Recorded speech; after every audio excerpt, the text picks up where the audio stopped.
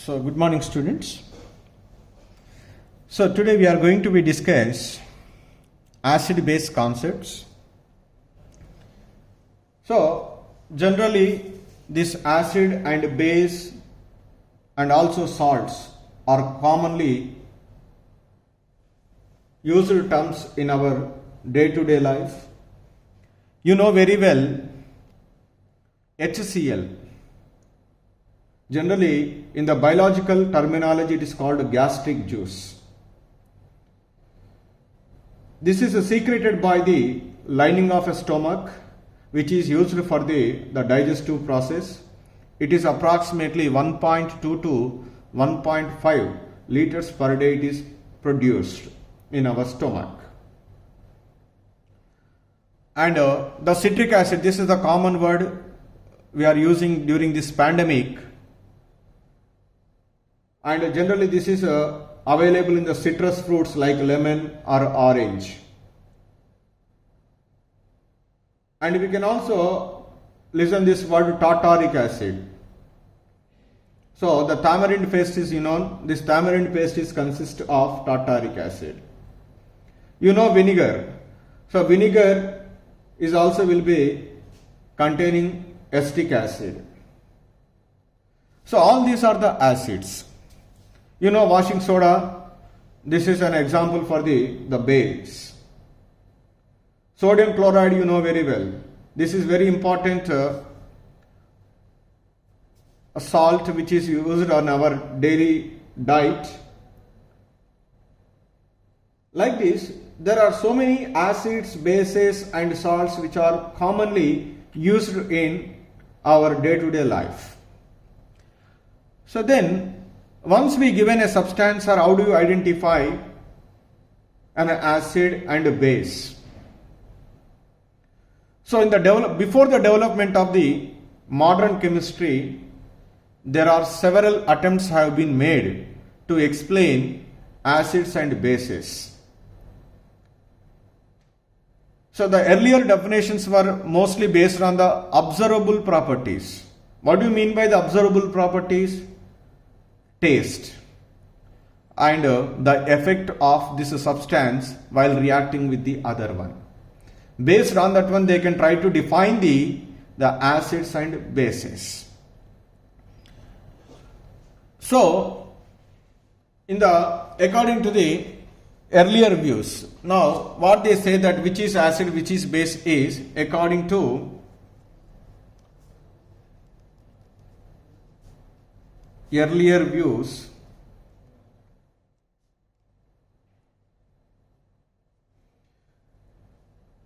the acid is a substance. They are tasted sour,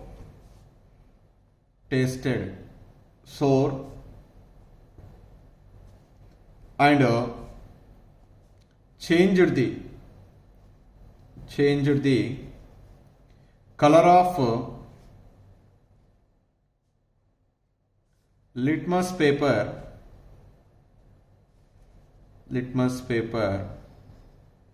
from blue to red, and react with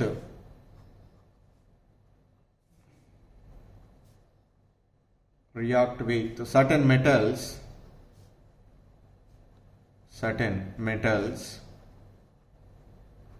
liberate hydrogen gas. So like that they can identify the acids which are tasted sour, which are changing the blue litmus paper to red, and react with certain metals. If they are liberating hydrogen gas, they are treated as acids. And what are the bases? So generally the bases will be tasted bitter,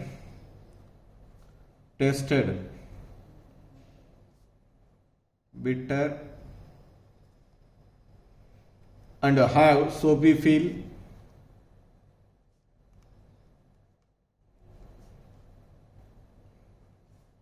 and you know very well, change the color of litmus paper from red to blue, and we can say simply neutralize the acids. Neutralize the acids. So based on this one, we can identify the bases. Bases are tasted bitter, have soapy feel, change the color of litmus paper from red to blue, and neutralize the acids. Those substances are treated as bases. This is the earlier views. But in the development of the modern chemistry, there are different concepts of acids and bases are proposed by the scientists. So there are three important concepts are there. Three important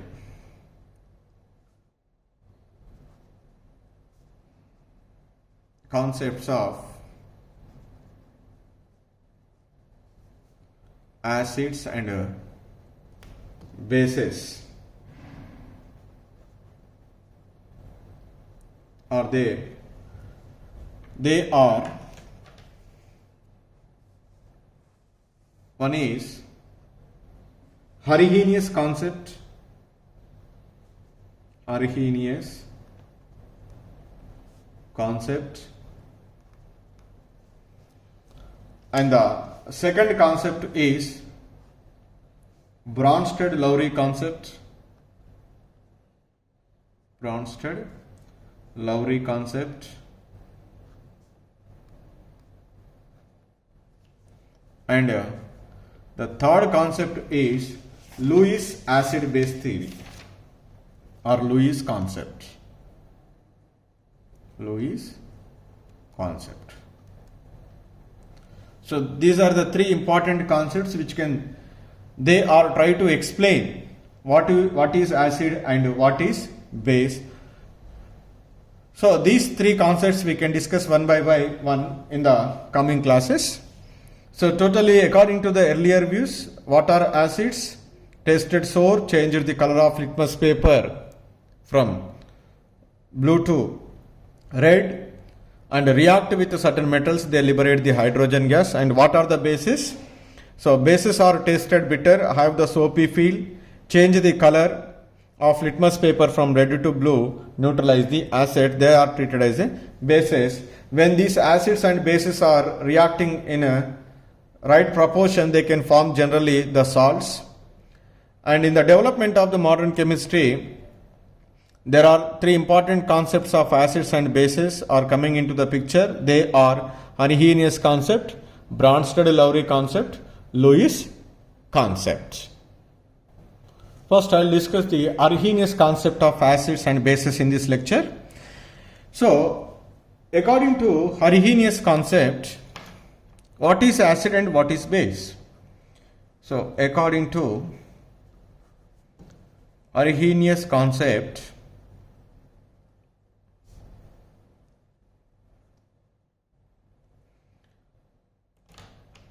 what do you mean by acid? An acid is a substance. An acid is a substance which dissociate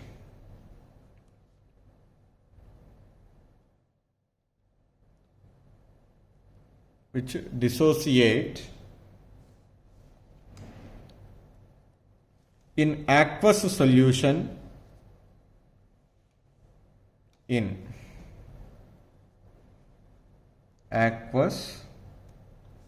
solution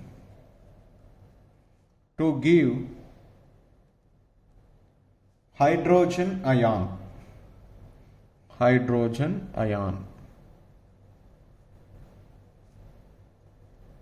That is H plus aqueous.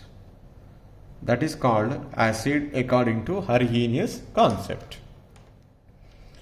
So what is base?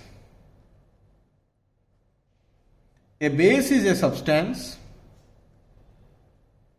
A base is a substance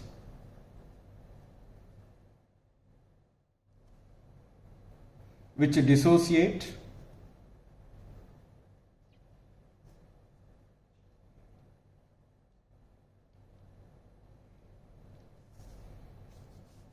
in aqueous solution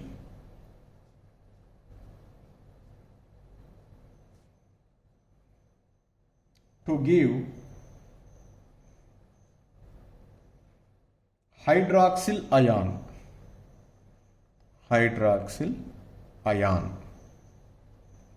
That is OH minus. Whichever it gives OH minus ion after splitting, that is called as a base. For example,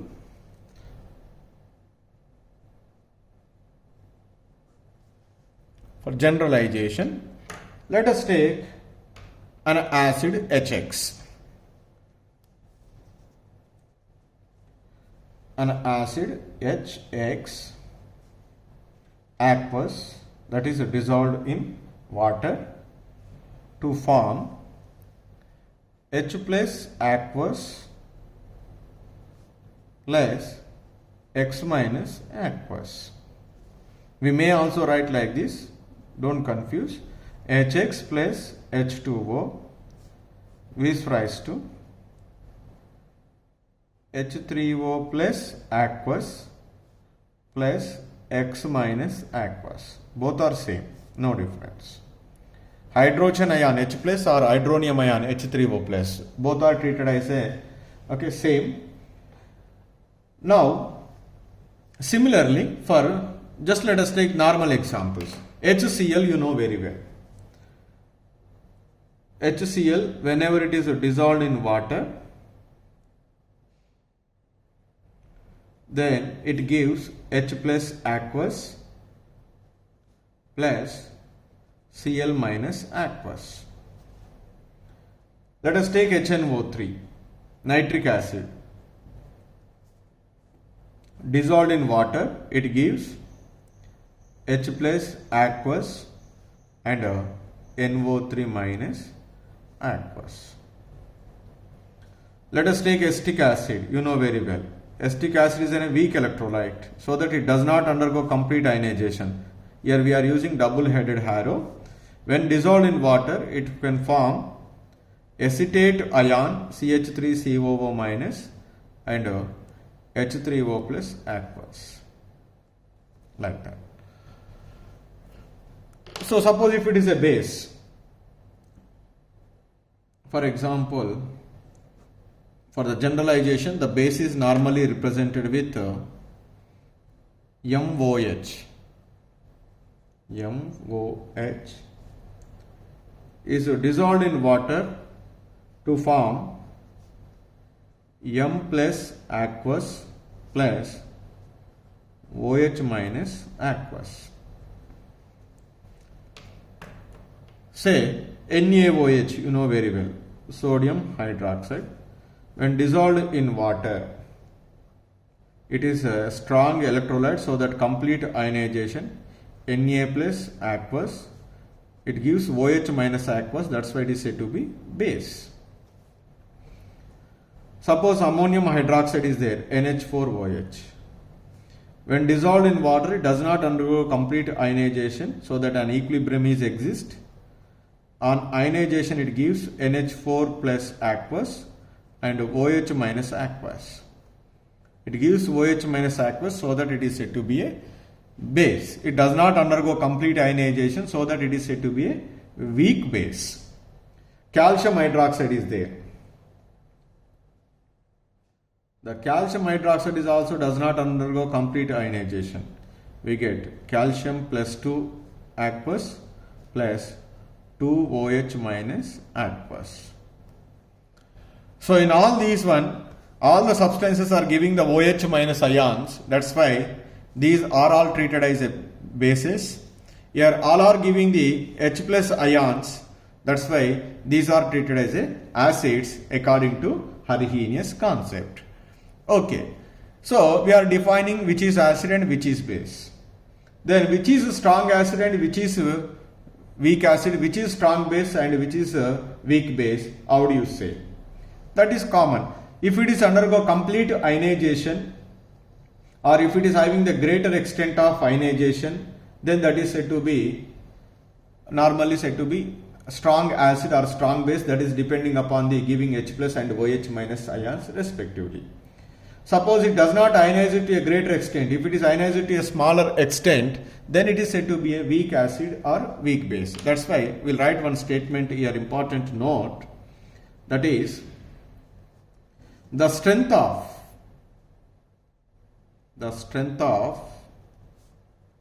an acid or a base depends upon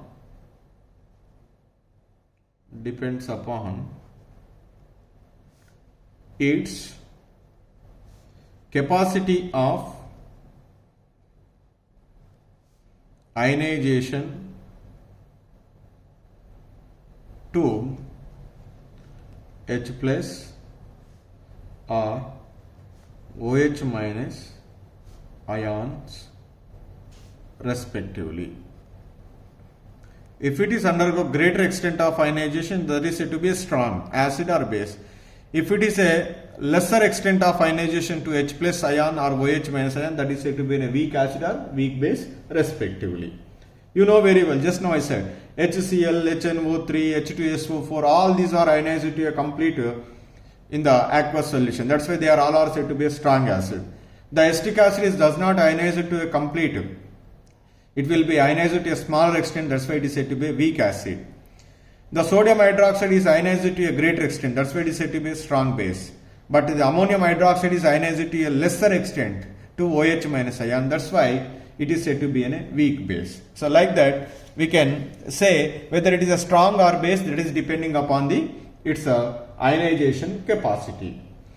And the another important point is here. So according to this concept,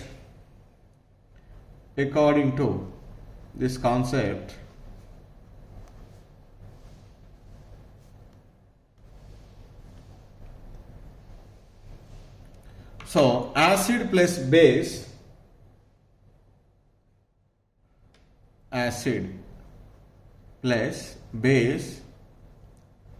reacting together to form salts, or base may be react with acid or acid may be react with base to form salts. That is called here neutralization, because from the acid it gives H plus aqueous, from the base we are getting OH minus aqueous. These two are reacting together to form H2O liquid. So like that, this is we called as neutralization.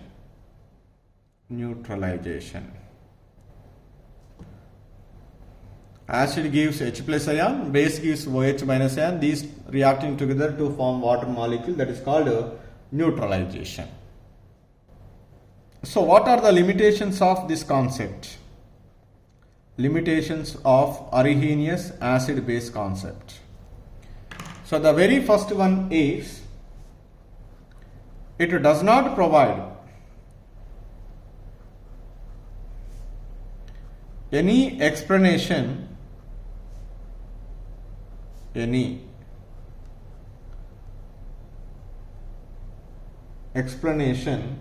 the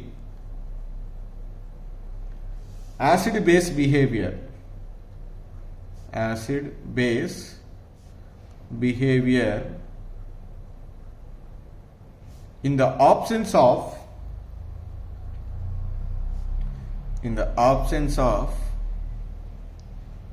water, H2O. Because when a substance is dissolved in water, if it gives H plus ion, that is said to be an acid. If it gives OH minus ion in dissolving the water, that is called said to be a base.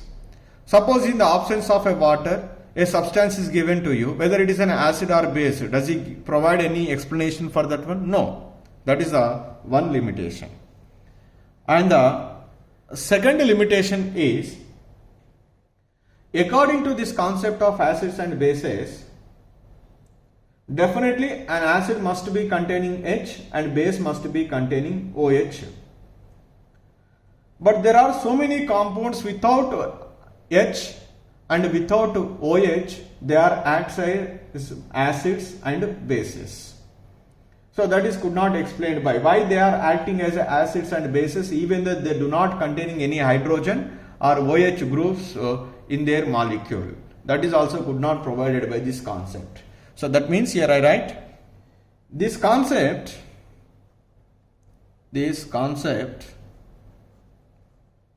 defines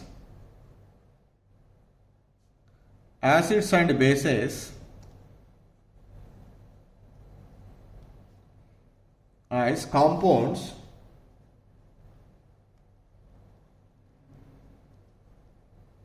containing H and OH groups, respectively.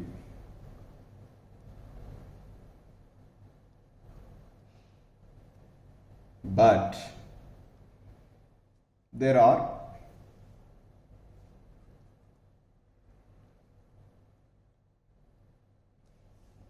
many compounds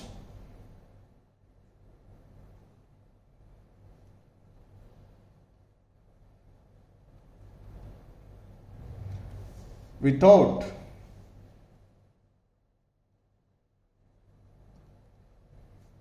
hydrogen and OH groups acts as acids and bases respectively.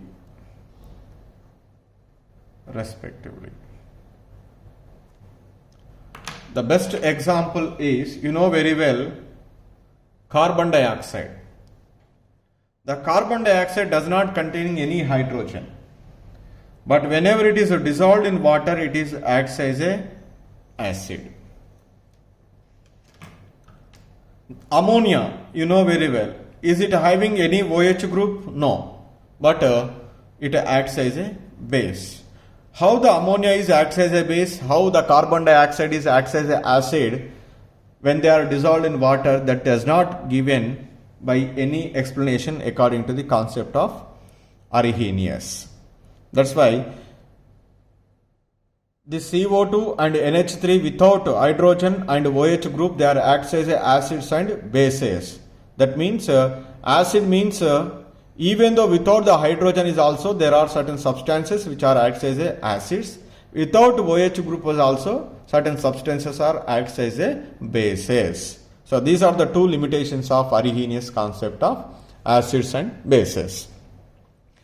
So now here totally we learn the 4 or 5 points. The first one is acid means simply when a substance is dissolved in water, if it gives the H plus ion, that is called acid.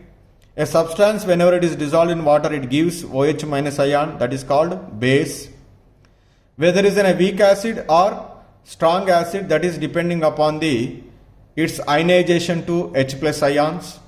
Similarly, whether it is a strong base or a weak base, that is will be depends upon the capacity of ionization of a substance to OH minus ion. When acid and base is reacting together, generally the neutralization takes place to form the water molecule.